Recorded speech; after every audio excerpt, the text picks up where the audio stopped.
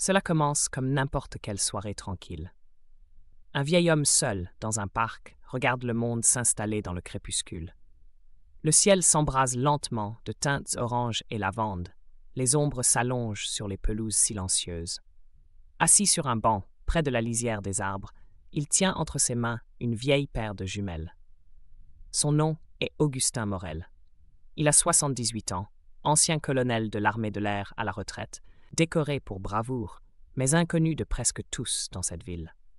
Ici, il n'est qu'un homme qui observe les oiseaux, et ce moment de paix est son seul luxe. Chaque soir, Augustin suit le même rituel. Il quitte son petit appartement au-dessus d'une boulangerie, traverse à pas lents les rues du quartier résidentiel et vient s'asseoir ici, toujours sur le même banc, entre deux vieux chênes qui dominent l'étang. Ce soir-là, il avait repéré un couple de mésanges bleus. Il notait mentalement leur trajectoire, leur manière de se nourrir, de se poser. C'était là sa manière de rester ancré dans le présent, de ne pas se perdre dans le passé. Dans la poche intérieure de sa veste, il gardait une médaille militaire, non pas par fierté, mais parce qu'elle pesait comme un rappel. Il avait survécu à des hommes qui ne le pouvaient pas. Chaque détail de ce parc lui évoquait une forme d'ordre qu'il comprenait. Les branches noueuses comme des chemins de stratégie, les vols d'oiseaux comme des formations aériennes silencieuses. Il s'y sentait utile encore, vivant. Il venait presque chaque soir, toujours à la même heure, toujours avec le même sac usé, contenant des jumelles, un carnet froissé, un stylo à moitié vide et un vieux livre sur les migrateurs. Il s'asseyait sur le même banc, celui qui lui permettait de voir à la fois la cime des arbres et l'entrée du parc. Ce rituel n'avait rien de superstitieux. C'était une discipline, une façon de ne pas s'effacer. Là, sur ce banc, il notait chaque mouvement dans les airs, chaque espèce repérée, parfois les heures précises de passage. À qui servaient ces notes? À personne. Mais à lui, elles rappelaient qu'il y avait encore un rythme, une logique, quelque chose d'observable dans un monde devenu bruyant et confus.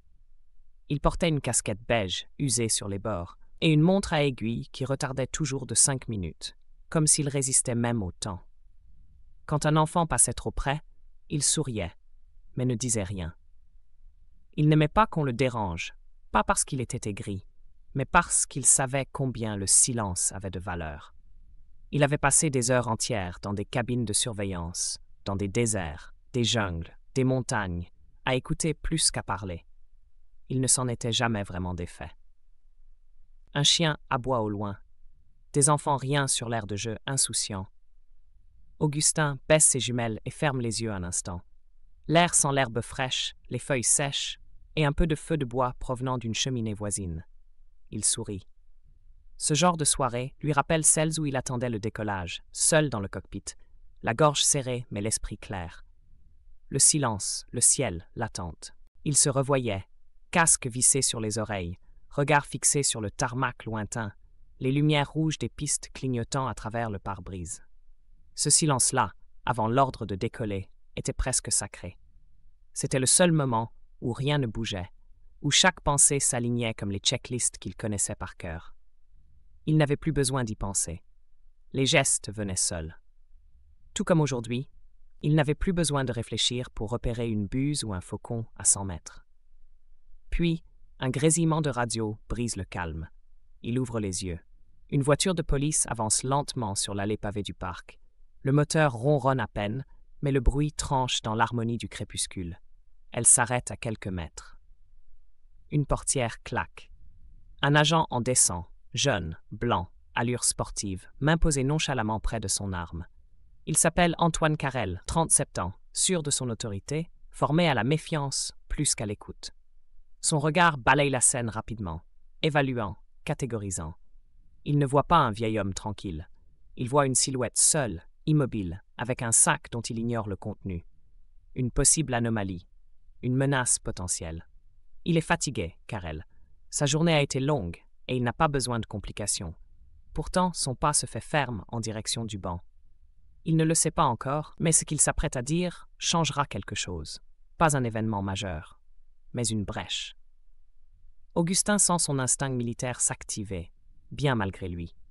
Il redresse légèrement le dos, ne pas paraître défiant, ne pas paraître faible non plus. Il a connu ces regards. Il les a vus dans les yeux d'hommes en armes, de soldats inexpérimentés, de recrues nerveuses. Ce regard-là, celui de l'agent Carrel, n'était pas celui d'un tueur, mais celui de quelqu'un qui attend qu'on lui confirme son intuition. Et c'est ce genre d'homme, se disait l'Augustin, qui pouvait devenir dangereux par erreur, par conviction trop rapide. Carrel s'approche, ses bottes crissant sur les cailloux. Il garde la main près de sa ceinture, entre la lampe et l'arme. Il penche la tête, étudiant le vieil homme comme s'il cherchait des signes d'hostilité dans la moindre ride. Il remarque les jumelles, puis le carnet, puis la casquette. Rien de tout cela ne crie « menace ». Pourtant, il ne baisse pas la garde.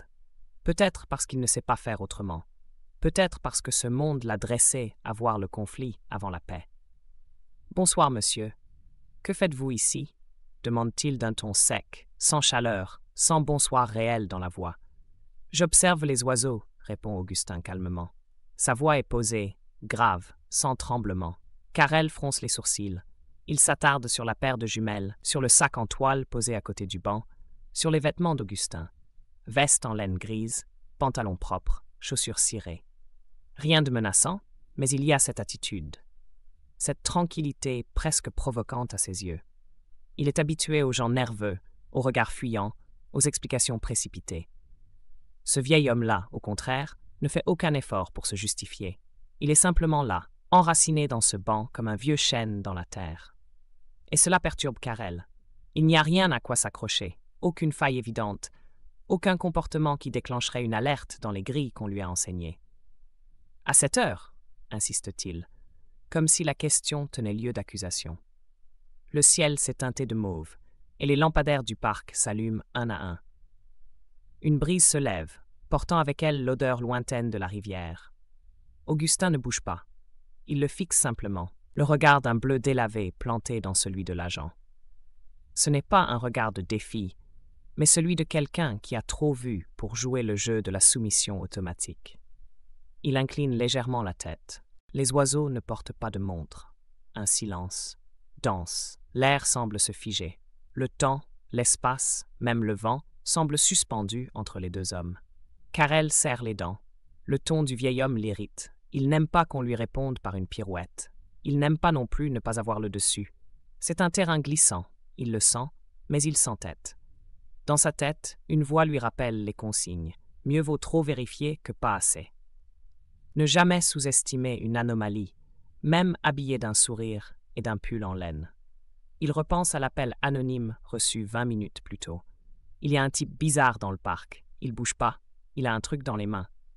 Rien de précis, mais assez pour déclencher une vérification.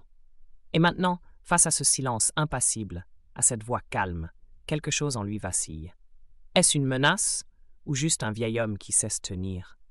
Il ne sait pas. Et l'incertitude, chez Carrel, est une blessure qu'il veut refermer au plus vite. Alors, Carrel reprend, méfiant, la main un peu plus près de son arme. J'ai reçu un appel concernant un individu suspect dans ce secteur.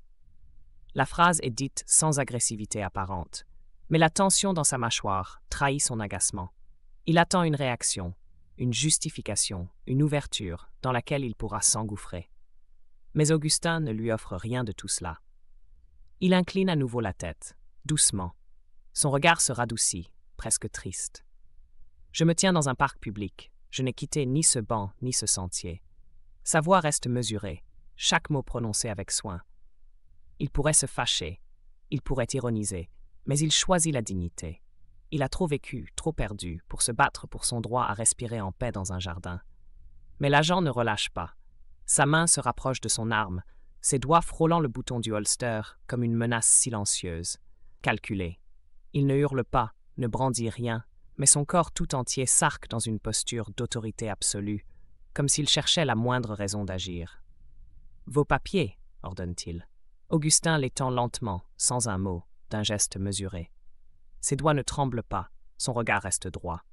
Il a connu bien pire que ça. Des nuits glacées à bord d'un cockpit, des alertes réelles, des hommes tombés en silence, des ordres absurdes à exécuter sans émotion. Et pourtant, il sent dans ce moment-là quelque chose de plus douloureux que tout ce qu'il avait affronté jusque-là. Une forme d'humiliation tranquille, pas celle qui crie, qui insulte, qui gifle.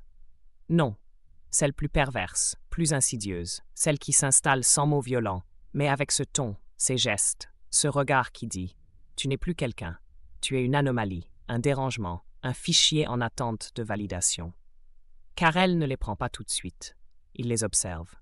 Mais surtout, il observe le visage du vieil homme, cherchant une faille, un tic nerveux, une lueur de peur. Il trouve autre chose, du contrôle, une paix qui l'agace. C'est comme regarder un mur qu'on ne peut ni pousser ni escalader. Un mur fait d'expérience, de résilience, de blessures anciennes scellées dans le silence. « Vous avez l'air agité, dit-il enfin, comme pour justifier l'escalade. Agité, c'est presque risible.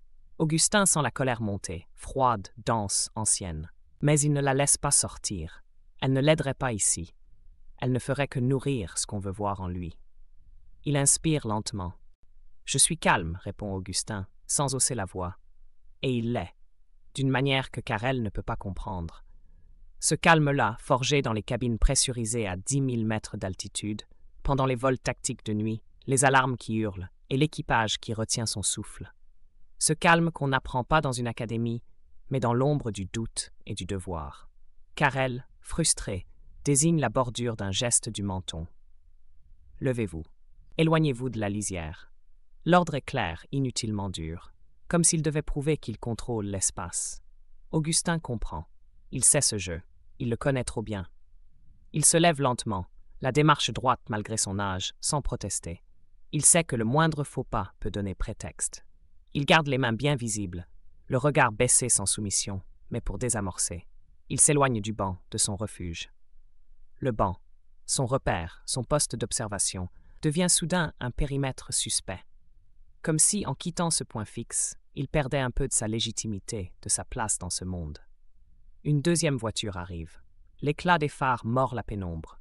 2 jeunes agents en sortent, nerveux, la main proche de leur ceinturon, regardant Karel comme un chien de meute regarde son chef. Pas un mot de leur part, juste l'attente. Prêts à intervenir, prêts à valider l'image qu'on leur donne. L'ambiance change. L'air devient plus lourd. L'étang derrière eux semble figé, comme s'il retenait sa respiration. Les arbres ne bougent plus. Les oiseaux se sont tus. Les voix des enfants, quelques instants plus tôt, s'effacent. Il ne reste que les crissements de bottes sur le gravier, le souffle du vent à travers les branches et cette tension électrique presque palpable entre les battements du silence. Karel s'adresse à ses collègues tout en fixant Augustin avec un sourire en coin, une sorte de mise en scène pour renforcer sa position. Grand gabarit. Si j'étais un voisin, je me sentirais menacé aussi. Une façon de planter le décor, de modeler le récit. Augustin l'entend, et il sait ce que cela veut dire. Ce n'est pas une observation, c'est une déclaration, une anticipation, une justification partielle pour ce qui pourrait suivre. Les mots sont choisis, stratégiques. C'est ainsi qu'on construit les rapports, c'est ainsi qu'on oriente la mémoire. Il tourne autour d'Augustin, lentement, le jaugeant. Son regard descend sur les mains, remonte sur les épaules, cherche un port d'armes, un outil, une histoire. Tout est vide, tout est calme. Et pourtant, il insiste. « Vous avez fait l'armée » demande-t-il soudain, comme une attaque feinte. Augustin garde le silence. Vous avez ce regard, cette posture. Ça met les gens mal à l'aise. Il appuie bien sur chaque mot, comme si le fait d'exister dignement, d'être droit dans son corps, devenait une provocation. Comme si la simple présence d'un homme qui ne baisse pas les yeux suffisait à troubler l'ordre qu'il prétend protéger. Augustin sent cette réalité se poser sur ses épaules comme une vieille couverture de plomb. Il la connaît. Trop bien. « Je n'ai rien fait », finit par dire Augustin, la voix plus basse, mais ferme. Les mots ne tremblent pas, mais ils pèsent. Ils contiennent toute une vie à se justifier pour avoir été là, pour avoir marché trop lentement, regardé trop calmement, répondu trop correctement. Rien fait, mais toujours soupçonné. Mais Karel s'approche encore. Trop près. Il entre dans l'espace personnel du vieil homme. Il le domine physiquement, menton haut, épaules en avant, le souffle court, comme s'il se préparait à une confrontation qu'il est presque déçu de ne pas voir venir. Main dans le dos. Le ton est sec, brutal, sans appel. L'ordre ne vient pas d'un fait, mais d'un désir de contrôle. D'un réflexe pavlovien, plier l'autre avant qu'il ne devienne problème. Pourquoi ? Ce mot seul est un acte de résistance. Il n'a rien de violent, mais il dérange. car il questionne une autorité qui n'a pas appris à être interrogée. Karel fronce les sourcils, esquisse une grimace. Pour résistance à contrôle. Le motif tombe comme un couperet, vide de sens, mais chargé de conséquences. Un prétexte, taillé sur mesure. Augustin tourne lentement la tête. Ce n'est pas un délit. Il aurait pu ajouter « pas encore ». Il aurait pu dire « pas ici », pas dans une démocratie. Mais il sait à quoi bon. Karel ne veut pas entendre. Il veut juste voir plier, voir céder. Ce soir, si. Et avec ça, tout bascule. Le droit devient variable. L'interprétation devient loi. Et l'humiliation, procédure. Il pourrait résister. Il pourrait hausser la voix. Il pourrait parler de ses états de service, des lettres de félicitations, des décorations. Il pourrait mentionner les missions de sauvetage en territoire hostile, les vies qu'il a protégées, les enfants qu'il a sortis des décombres, les avions qu'il a pilotés à travers les tempêtes. Il pourrait, mais il ne le fait pas. Parce qu'il sait. Parce qu'il a vu, dans les conflits lointains, ce que provoque la colère sur un terrain miné. Il se laisse menotter, sans un mot, sans une plainte. Le froid du métal mord ses poignets, la sensation brutale d'être réduit, d'être nié. L'agent serre un peu trop fort, comme pour graver dans la chair une hiérarchie qu'il croit naturelle. Puis il se penche à son oreille et souffle. « Vous autres, vous pensez toujours être au-dessus des lois. » Les mots claquent comme une gifle, pas tant par leur violence que par leur banalité. Cette phrase-là, Augustin l'a entendue tant de fois, sous tant de formes, dans tant de bouches. Il pensait qu'avec l'âge, avec les décennies passées à servir, ça s'effacerait. Mais non, ça revient. Encore. Comme une ritournelle. C'est là que le regard d'Augustin change. Il le fixe, longuement, sans un mot. Mais dans ce silence, il y a l'écho de milliers d'anciens combattants qu'on a oubliés, de soldats rentrés sans fanfare, de citoyens traités comme des ombres. Il ne cligne pas des yeux. Il ne détourne pas le regard. Ce n'est pas un défi, c'est une mémoire. Karel se redresse, s'avance vers les badauds qui commencent à s'arrêter à distance. Une femme filme. Un adolescent aussi. Un couple chuchote. Le silence du parc a laissé place à un frémissement de voix, à une inquiétude diffuse. Karel parle fort. Le suspect s'est montré agressif, a tenté de fuir, a tenté d'atteindre mon arme. Un mensonge net, lâché avec assurance. Il sait comment fonctionnent les récits. S'il parle assez tôt, s'il affirme avec aplomb, il impose la version officielle. C'est comme ça qu'on apprend à dominer. Avant que les gens n'aient vu, avant que la vidéo ne soit partagée, il faut marquer l'esprit, orienter la mémoire. Mais un murmure s'élève parmi les passants. Une voix de femme, tremblante mais claire, c'est Monsieur Morel. Il tient le jardin partagé. Un homme ajoute, hésitant, il fait du bénévolat au centre communal, tous les mercredis. Une adolescente intervient. C'est lui qui a appris à mon frère à reconnaître les oiseaux. Les visages se multiplient. Certains s'approchent, d'autres filment encore. La foule, d'abord silencieuse, se transforme en présence, en poids. Les regards se croisent, les souvenirs affluent. Ce n'est plus seulement un vieil homme en menottes, c'est une figure familière. Un visage que chacun a déjà vu, là, entre deux haies à tailler, une cabane à réparer, un cours d'initiation à la nature pour les enfants du quartier. Les jeunes agents échangent un regard incertain. Leurs mâchoires se contractent, pas de panique visible, mais une tension qui monte.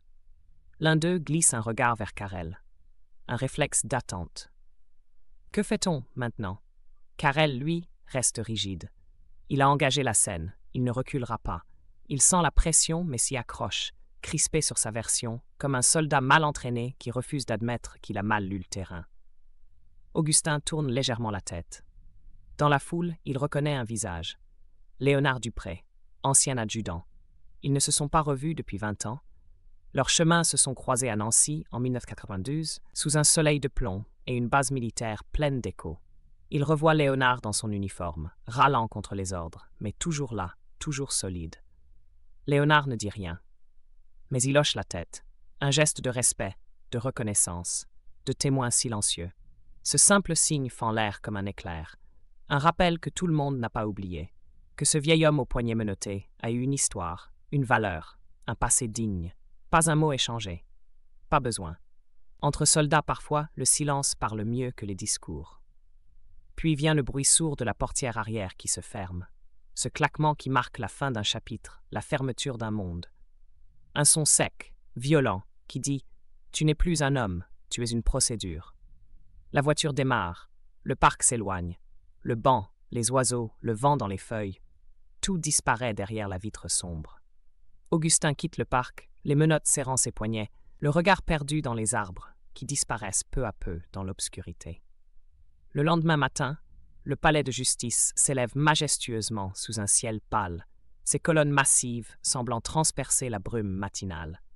Le vent souffle doucement dans les drapeaux qui ornent le fronton, et un filet de lumière hésitante glisse entre les nuages bas.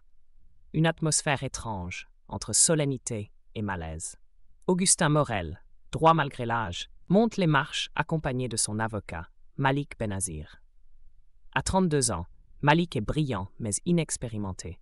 Il s'est porté volontaire dès qu'il a vu la vidéo circuler sur les réseaux sociaux.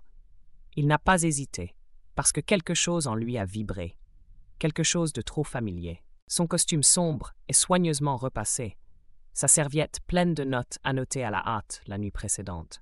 Il a à peine dormi, relu les textes de loi, épluché les précédents judiciaires. Mais plus encore, il a réécouté le silence d'Augustin, ce silence dense qui disait tout ce que les mots auraient trahi. Son visage, tendu par le stress, trahit la gravité de l'enjeu. Il sait qu'il ne s'agit pas que d'un vieil homme arrêté dans un parc. Il s'agit d'un système, d'une manière de regarder, d'une manière de juger. Il s'agit de mémoire, de dignité, de réparation. Autour d'eux, des journalistes se pressent, des murmures s'élèvent. C'est lui, le vieux, qui a attaqué le flic. Il a essayé de voler l'arme. Les phrases tombent, sans filtre, sans logique. Certains les filment, d'autres prennent des photos. Malik serre les dents, mais garde le regard fixé devant lui. Il ne doit pas faiblir. Pas maintenant. Il a étudié les pièces, regardé les vidéos amateurs, écouté Augustin en silence pendant des heures. Il a entendu les silences entre les phrases, les battements entre les souvenirs. Ce n'est pas un cas, ce n'est pas un client, c'est un symbole. Il ne voit pas un agresseur. Il voit un homme que personne n'a voulu écouter. Dans le hall du tribunal, le marbre luit sous les néons. Augustin marche lentement, chaque pas résonnant comme un tambour funèbre. Son dos est droit, ses mains jointes devant lui comme s'il portait encore un uniforme invisible. Il ne regarde ni à gauche ni à droite. Il avance, porté par une dignité que ni les menottes de la veille ni les murmures du matin n'ont réussi à briser. Malik, à ses côtés, sent l'écrasante responsabilité qu'il porte. Ce n'est pas qu'un dossier, c'est une bataille contre le récit dominant, contre un appareil qui préfère la facilité du soupçon à la complexité du vrai. Il n'a pas juste à défendre un homme, mais à corriger un regard, à fissurer une structure. Et il sait qu'il n'aura pas droit à l'erreur. Pas ici, pas aujourd'hui. Autour d'eux, les avocats entrent et sortent. Les robes noires flottent comme des ombres pressées. Des greffiers murmurent, des prévenus attendent, des familles s'inquiètent. Le bruit est constant, mais l'espace autour d'Augustin semble figé. Comme si la justice, pour une fois, osait ralentir son pas face à la gravité silencieuse d'un homme qui a tout vu sans jamais rien demander. La salle d'audience est glaciale, littéralement et moralement. Les bancs sont en bois dur, les murs en pierre nue. Une architecture qui juge avant même que ne parle un juge. L'atmosphère est tendue, comme suspendue. Chaque raclement de gorge, chaque froissement de dossier semble peser des tonnes. À la présidence, la juge, Madame Renard, 65 ans, chevelure argentée, ramenée en un chignon strict, observe en silence. Ancienne avocate des droits civiques devenue magistrate, elle est connue pour sa rigueur et son regard acéré. Rien ne lui échappe. Pas un mot de trop, pas un silence suspect. Elle consulte le dossier, mais c'est Augustin qu'elle regarde en entrant. Il y a quelque chose dans sa posture qui l'interpelle. Ce calme, cette dignité. Ce quelque chose qui dit « Je n'ai rien à prouver, mais je suis prêt à tout entendre ». Elle ne dit rien, mais elle prend note. Non pas sur le papier, mais intérieurement. Elle sait ce que c'est, les histoires complexes réduites à une ligne de rapport. Elle sait ce que c'est, les apparences trompeuses. Elle n'a pas oublié. Elle ne pardonne pas facilement non plus. Les jurés sont déjà installés. 12 visages anonymes, certains fatigués, d'autres curieux. Certains affichent une attention polie, d'autres une lassitude inquiétante. Parmi eux, une jeune femme tapote nerveusement ses doigts. Un homme d'âge moyen ajuste ses lunettes. Une vieille dame fronce les sourcils. Tous sont là pour juger un fait, pas une vie. Et c'est là que réside tout le danger. Le procureur, Maître Lemoine, la cinquantaine élégante, se lève. Il n'est pas maladroit. Il connaît les règles du théâtre judiciaire. Il les maîtrise même. Il s'avance avec assurance, comme un professeur face à une classe. Voix assurée, ton professoral. Nous allons entendre une histoire simple. Un policier dans l'exercice de ses fonctions. Un homme qui refuse de coopérer. Une situation qui dégénère. Il marche lentement devant les jurés, posant ses mots comme des pièces sur un échiquier. Chaque phrase est une avancée calculée. Il parle d'autorité, de devoir, de sécurité publique. Il invoque les valeurs de la République, le respect dû à l'uniforme, la nécessité de faire respecter l'ordre. Il est précis, sûr de lui. Et puis il glisse, doucement, sans insister, mais avec justesse. Il dépeint Augustin comme un homme à la posture ambiguë, potentiellement instable, voire dangereux. Il évoque les témoins flous, les silences suspects, les gestes interprétables. Il ne l'attaque pas frontalement, mais il sème le doute, et il espère qu'il germera là où l'ignorance ou la peur l'arroseront. Puis vient le tour de Malik. Il se lève, il inspire doucement, il sent les regards sur lui. Son cœur bat vite, mais sa voix est ferme. Il n'est pas là pour séduire, il est là pour dire. Et dire, aujourd'hui, c'est déjà un acte de résistance. Mesdames et messieurs, cette affaire n'est pas simple. Elle est pleine de silence, d'oubli, de jugement hâtif. Il marque une pause. Pas pour les faits, mais pour laisser place au poids de ses mots. Il cherche les yeux des jurés. Il les prend un à un. Pas pour les convaincre, pour les rappeler à leur devoir. Son regard va d'un juré à l'autre, puis vers Augustin. Mon client a choisi de se taire. Non par culpabilité, mais parce que parfois, le silence est le seul bouclier contre les préjugés. Il voit certains jurés plisser les yeux, intrigués. Il sait que la bataille sera lente, ligne par ligne. Rien ne sera acquis. Chaque mot comptera, chaque inflexion de voix, chaque silence laissé en suspens. Il faudra déconstruire l'évidence fabriquée, décongeler les automatismes de jugement, et surtout, humaniser un homme que le système a tenté de réduire à un soupçon. On appelle à la barre Antoine Carrel. Il entre en uniforme impeccable, bottes brillantes, posture droite. Il marche comme on entre dans un terrain conquis. Le menton légèrement relevé, les épaules tendues, il scanne la salle comme on évalue une menace. Sa présence seule impose un certain respect ou une forme de discipline conditionnée. Il s'assoit, croise les mains devant lui, s'adresse directement au jury. Son regard est fixe, presque mécanique. Son récit commence net, rythmé. L'homme a refusé de s'identifier. Il a élevé la voix. Il s'est approché de moi de manière agressive. J'ai tenté de le maîtriser. Il a tenté de s'emparer de mon arme. Il dit cela sans trembler, sans regarder Augustin. Son récit est fluide, rodé. Il a répété cela. Il sait comment convaincre. Il a appris à présenter une scène comme un rapport, à sélectionner les mots, les gestes. Il connaît la mécanique judiciaire. Si l'uniforme parle avec calme et assurance, il est cru. Si l'autre se tait, il est suspect. Le jury écoute. Certains hochent la tête, d'autres prennent des notes. Le récit entre, s'installe, comme une vérité prémâchée. Carrel sait ce qu'il fait. Il construit une version suffisamment banale pour ne pas éveiller les soupçons. Une scène classique. Un refus, une tension, une intervention. Mais Malik se lève lentement. Il s'avance, sa voix est plus calme. Il ne cherche pas à écraser, il cherche à démonter. À démontrer les angles morts, à étirer les coutures jusqu'à ce que la vérité apparaisse par la faille. Agent Carrel, votre caméra corporelle fonctionnait-elle ce soir-là? Un petit silence. Ce genre de silence qui déstabilise, même légèrement. Carrel répond « non ». Caméra embarquée dans le véhicule? Un battement. Non plus. Aucun enregistrement audio ou vidéo de votre part. La tension monte d'un cran. Même le jury penche un peu la tête, curieux. Non. Donc, tout repose sur votre parole? Carrel soutient le regard. Mais une nuance est apparue. Moins de certitude. Oui. Malik laisse flotter le silence. Il sait que les mots ne sont pas toujours nécessaires, que le silence dans une salle d'audience peut devenir un cri. Il regarde les jurés, laisse la question s'imprimer. Et si ce récit n'était qu'un monologue? Puis il dit simplement « merci ». Ce mot claque comme un point d'interrogation dans la salle. Il n'a rien d'ironique. Il est poli, précis. Et pourtant, il change tout. Parce qu'il ouvre la brèche. parce qu'il fait entendre que ce récit, si bien huilé, pourrait n'être qu'un mécanisme sans preuve. Le lendemain, Malik appelle à la barre Léonard Dupré.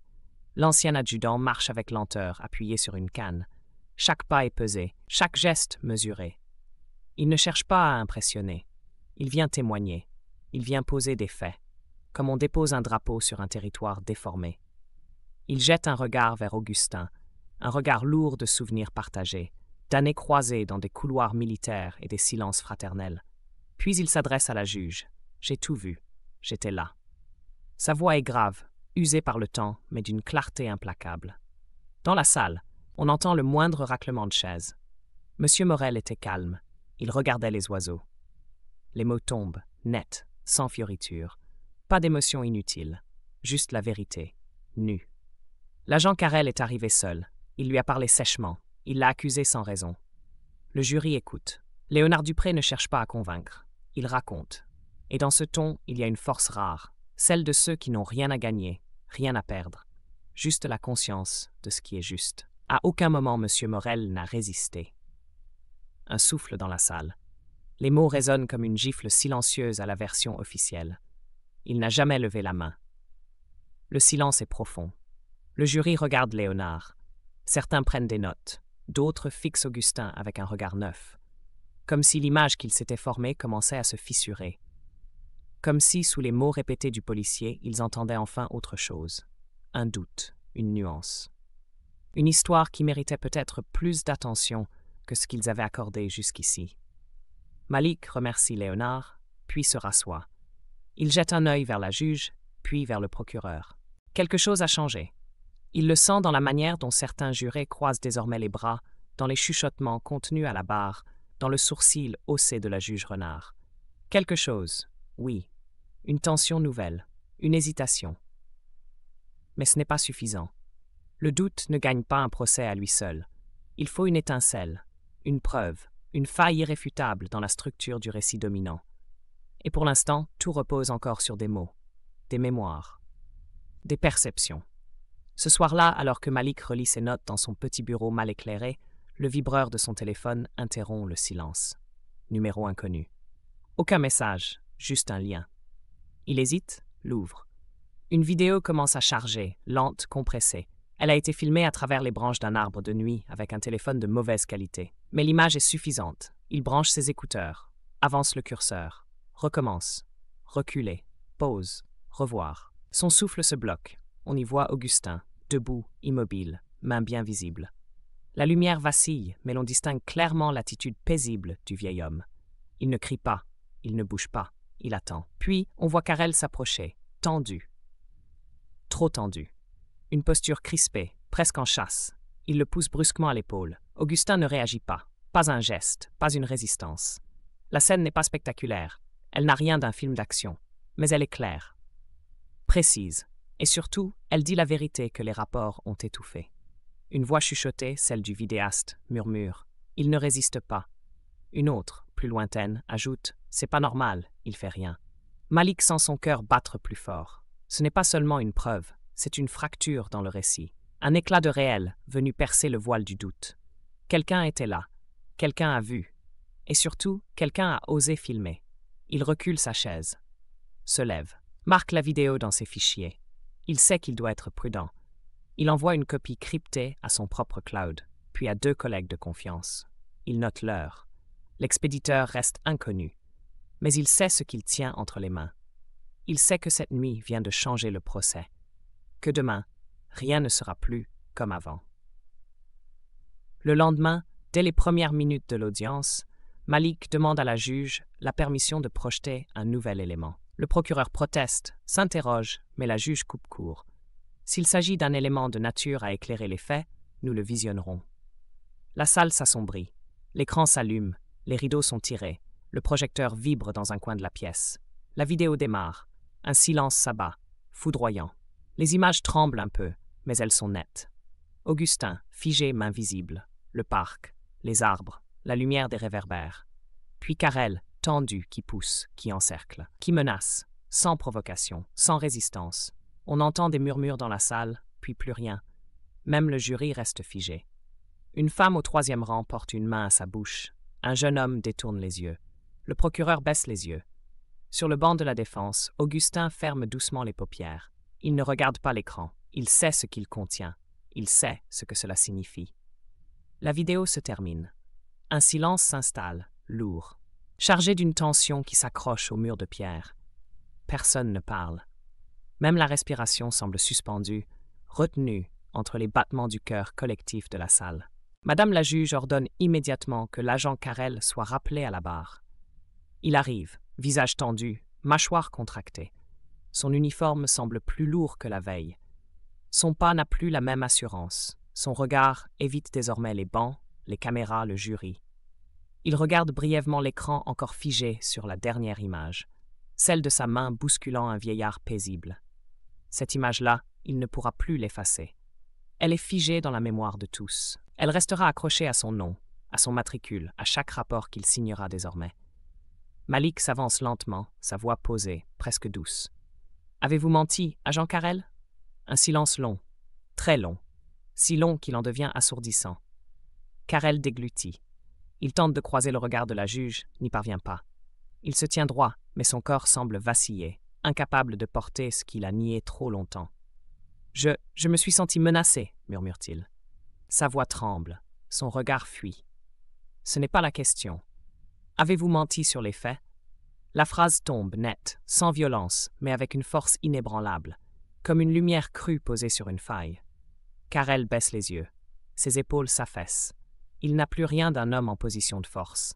Sa voix est à peine audible. Oui, le mot reste suspendu. Il ne fait pas de bruit, mais il fracasse tout. Il ricoche sur les murs, s'imprime dans chaque esprit. Le jury se tourne vers lui. Plusieurs jurés échangent des regards. Une femme place sa main sur sa bouche, choquée. Un homme détourne le regard, comme s'il ne voulait pas voir ce qu'il avait cru trop vite. Malik ne dit rien d'autre. Il retourne s'asseoir. Il n'a pas besoin d'en rajouter. Ce n'est plus un contre-récit. C'est une vérité nue, brutale, irréfutable. Puis vient le moment que tout le monde attendait. Celui où Augustin prend enfin la parole. Il se lève lentement.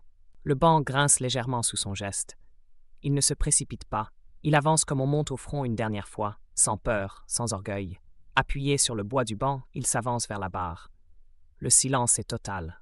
Sa voix est grave, rauque mais claire. Il ne lit aucune note. Il ne tient aucun papier.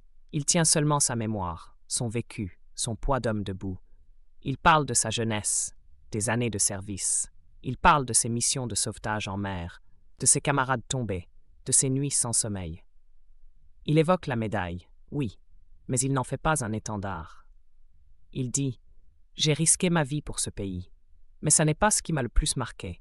C'est d'avoir vu des hommes simples, courageux, être oubliés dès qu'ils n'étaient plus utiles. » Il marque une pause. Son regard croise celui de la juge, puis celui du plus jeune juré. Un garçon à peine sorti de l'adolescence, visiblement bouleversé par ce qu'il entend, ce qu'il voit. Augustin le regarde sans accusation, sans attente, juste avec cette présence paisible et ferme qui dit « Tu as le choix de faire ce qui est juste. » Je me suis tue, pas parce que j'avais honte. Je me suis tue parce que je ne voulais pas que ma dignité repose uniquement sur mes médailles. Je suis un citoyen, et respecter la loi ne devrait pas dépendre de l'uniforme que l'on a porté. Sa voix ne tremble pas, elle n'accuse pas, elle expose, elle désarme, elle fait entendre entre chaque mot les années de silence, les renoncements, les injustices supportées avec une patience qui n'était pas soumission, mais principe. Il se rassoit, lentement. Le silence est total, pas un souffle, pas un mouvement. Même les juges assesseurs restent figés. Un murmure lointain traverse la salle, mais meurt avant d'éclore. La juge ferme brièvement les yeux. Comme pour reprendre sa neutralité, contenir l'émotion, redevenir fonction et non femme. Mais Malik n'a pas terminé. Il sait que l'instant est suspendu, que les cœurs sont ouverts, que le moment est juste. Il se lève à nouveau et appelle un dernier témoin. Une surprise. Nous appelons l'inspectrice Sophie Dalmas. Un murmure traverse la salle. Le procureur se redresse. Un sourcil se lève. Personne ne l'attendait. Elle n'était pas sur la liste des témoins. Et pourtant, elle entre. Tranquille, concentrée. Une femme entre, carrure fine, tailleur sombre, cheveux attachés strictement. Elle ne sourit pas. Elle ne cherche pas à plaire. Elle est là pour dire, pour rétablir. Elle sort un dossier. Elle s'installe. La juge l'autorise à parler. Dans le cadre de l'enquête interne ouverte après la diffusion de la vidéo, nous avons examiné le téléphone professionnel de l'agent Carrel. Elle parle posément. Sa voix est droite, presque mécanique. Mais les mots qu'elle prononce ont le poids d'un tremblement de terre. Elle sort un document. Le lit. La veille des faits, il a envoyé plusieurs messages à un collègue. Je cite « Un grand ce soir, je sens qu'il va résister. Peut-être enfin une occasion d'agir. » La phrase tombe, tranchante, irréversible, comme une lame qu'on découvre trop tard. Un frisson parcourt la salle. Une jurée laisse échapper un souffle d'horreur. Un homme ferme les yeux, visiblement dégoûté. Une femme pose la main sur sa bouche. Et un murmure, cette fois, ne meurt pas. Il enfle lentement dans la salle. Ce n'est plus seulement un mensonge. Ce n'est plus seulement une faute. C'est une volonté, une préméditation. Madame la juge incline la tête. Ses traits restent impassibles, mais son stylo s'arrête de bouger. Elle prend quelques secondes. Puis elle relève les yeux. Elle ordonne la mise sous scellé des preuves supplémentaires. Sa voix est ferme, sans tremblement. L'autorité, la vraie, s'exerce sans fracas. Puis elle se tourne vers les jurés. Vous pouvez délibérer. Ils sortent, la tension les suivant comme une ombre. Le parquet grince sous leurs pas, mais aucun d'eux n'ose parler. Les jurés ferment la porte de la salle de délibération derrière eux comme on referme une chambre funéraire. Ce qu'ils ont entendu, ce qu'ils ont vu, les accompagne maintenant dans un silence pesant, presque sacré. Ce n'est plus un procès. C'est un jugement au bord du gouffre, un vertige partagé. Dans la salle, Malik reste assis, les doigts croisés. Il ne bouge pas. Son regard fixe un point invisible devant lui, quelque part entre le passé qu'on a tenté d'effacer et le futur qui dépend maintenant d'un simple mot, coupable ou non. Augustin, lui, est toujours là. Droit. Silencieux. Le banc craque à peine sous lui. On dirait une statue taillée dans le vécu. Il ne tremble pas. Il ne prie pas. Il attend. Comme il a toujours attendu. Sous le feu. Sous les regards. Sous les soupçons. Les heures passent. Le greffier entre, sort, murmure des instructions. La salle se remplit à nouveau. Des visages familiers reviennent. La femme qui avait filmé. L'adolescente au frère ornithologue. Même Léonard Dupré resté debout au fond, droit comme à la parade, malgré sa canne. Tous reviennent. Tout reste. 4 heures plus tard, ils reviennent. Le greffier annonce leur présence. La salle se fige. Les murmures meurent. Les bancs grincent doucement, alors que tout le monde se lève, comme pour un enterrement ou une résurrection. La juge incline la tête. Le président du jury se lève. Son visage est pâle, mais ses mots sont clairs. Sur l'ensemble des chefs d'accusation, notre verdict est non coupable. Un léger brouhaha, une vague d'émotion. Elle n'explose pas tout de suite. Elle enfle, comme une marée lente. Malik ferme les yeux brièvement, soulagé. Il ne sourit pas. Il respire. Longtemps. Comme s'il sortait d'un tunnel où l'oxygène était rationné. Il sait ce que cela coûte, ce que cela signifie, ce que cela répare, même un peu. Augustin reste debout, immobile. Il inspire profondément. Il ne sourit pas. Il reste digne. Comme si ce verdict ne lui rendait pas justice, mais seulement un morceau de silence qu'on lui avait volé. Il incline la tête vers les jurés. Juste un geste. Pas de triomphe, pas de revanche. Un merci muet. À la sortie du tribunal, une foule attend. Silencieuse au début. Puis les applaudissements éclatent. Des caméras filment. Des pancartes apparaissent. Certaines disent « justice », d'autres « nous avons vu », mais une seule attire l'attention d'Augustin. Une petite main se tend, celle d'un garçon de 8 ou 9 ans. Dans ses mains, un panneau fait maison. Des lettres tremblantes au feutre noir. « Je veux être comme lui ». Augustin s'arrête. Le monde autour semble se dissoudre dans la brume des flashs. Il s'accroupit lentement, malgré ses genoux raides. Le vieux corps proteste, mais il obéit. Il pose une main sur l'épaule de l'enfant, et il lui sourit. Il ne dit pas grand-chose. Il n'a pas besoin. Les mots ne serviraient qu'à affaiblir l'instant. Son regard suffit. Le garçon hoche la tête. Augustin le serre brièvement contre lui, comme pour lui transmettre quelque chose. Pas une leçon. Un témoignage. Le silence a suffi. La vérité a parlé. Et le monde, enfin, a écouté. Mais tous ne sont pas partis. Dans une voiture banalisée, moteur tournant, Antoine Carrel regarde la scène. Son uniforme a disparu. Plus de plaques, plus d'armes. Il tient dans ses mains la convocation de sa suspension, trempée de sueur. Sur le pare-brise, il voit Augustin, ce vieux qu'il croyait pouvoir plier. Il tape le volant. Une fois, deux, trois. Sa mâchoire claque dans le vide. Dans son téléphone, un groupe de discussion clignote. Des noms familiers, d'autres agents, des commentaires, des appels à reprendre le contrôle. Un dernier message. Prochaine fois, on filme pas, on agit, on nettoie. Il ne répond pas, mais il ne quitte pas le groupe non plus. Parce que parfois, quand la justice gagne une bataille, la guerre commence ailleurs.